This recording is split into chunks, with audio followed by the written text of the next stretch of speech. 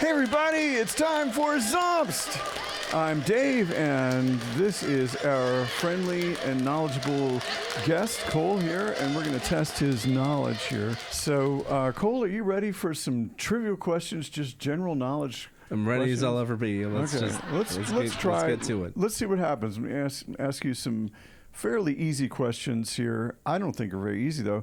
What country invented French fries? I know it's not France. It's not France. Because I know that's... I think it's some... Wait. Okay. I don't know if it's cutting the fries that's called the French... That's like a French-style cut. Oh, that might be okay. why it's called that. Or I also heard... I remember hearing something about... that they were called French fries because they were like soldiers were in Belgium heard they were called they were in Belgium, but they thought the Belgians were speaking French, or they did speak French. Right, yes, the answer is Belgium. It's Belgium. Yeah. What everyday item did the ancient Romans use as a form of toothpaste? You said a common household item. Is that what you said, that they used as toothpaste? I guess it was every day back in Roman times because they were kind of brutal. Can you repeat the question? Oh, yes. What everyday item did ancient Romans use as a form of toothpaste, as a toothpaste ingredient? I'll give you a hint. I vaguely remember there was something gross, but I don't remember exactly what it was. Yeah, they went around conquering other empires, and they really stomped out their enemies. I'm afraid I'm going to have to pass on this one. I have a vague feeling you just tried to give me a vague hint, but I still don't get it. They were bad to the bone. Yeah. Was it crushed up bone? Yes, it was crushed up bones. Crushed bones or shells. Okay. Is the theory that like the best way to treat teeth which are bone is to apply bone to them? Is that the theory? Anyway, that's not covered by the quiz. Kind of bone chilling. So here's a disgusting one right here. Which animal sleeps standing up and can't vomit?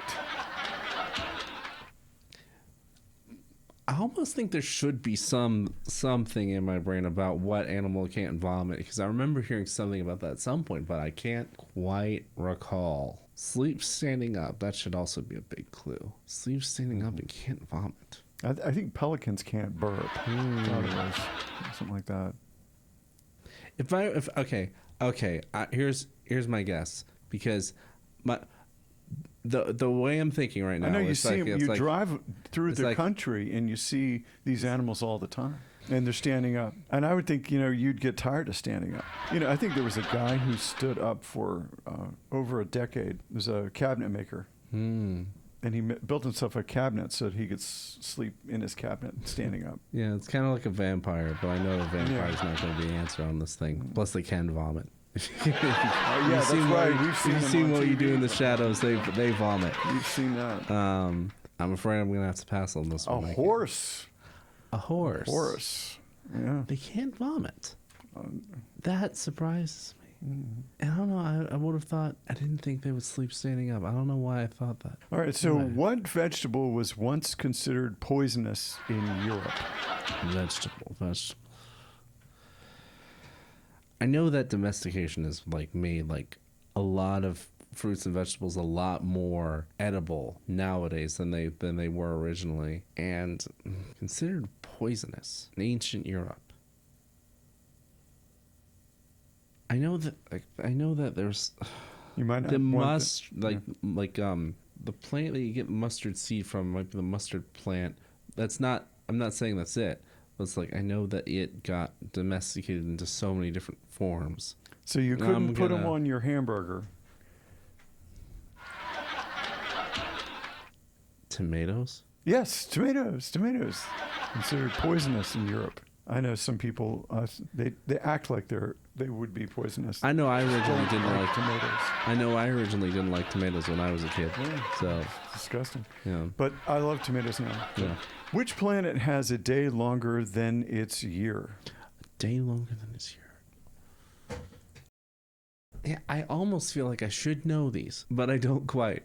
If you want extra time, if you say there are not enough hours in the day, this would be the planet. Yeah, it would be. Oh, the thing is, though, if you go there and the day's longer, an hour is defined by 1/24th of a day. So if you go there, then an hour will just be longer as well. Yeah, time would really drag. It would. Hold on for an hour. Yeah. Wait a minute. Just imagine how long that would be. Yeah. The problem is like all I need is a minute. I think I can almost like picture the Mercury.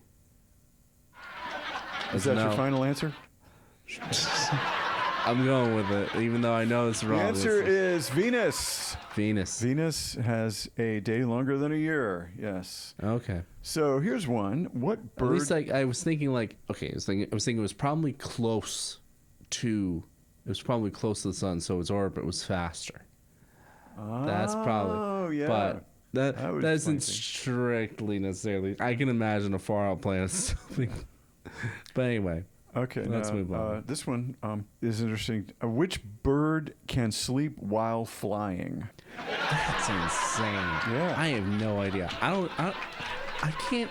I wish I could do something while I was Wouldn't asleep. it be great? You could go anywhere you wanted to and just sleep the whole time, wake up when you get there? I so wish that I could multitask like that. Yeah. And like I wanted to think that like I could like dream about specific things at night.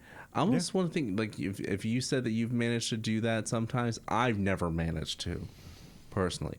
I've heard about lucid dreaming. I've tried so many times I can't do it. But yeah, I just so wish I could and like come up with ideas. I heard some guy who came with like some mathematical solution from a dream. Oh right, I envy him so much. Yeah. But anyway, yeah, I think birds that sleep while flying. Birds that sleep while flying. I'm at a loss. The swift. The swift can sleep while flying. Yeah, I would have never guessed that.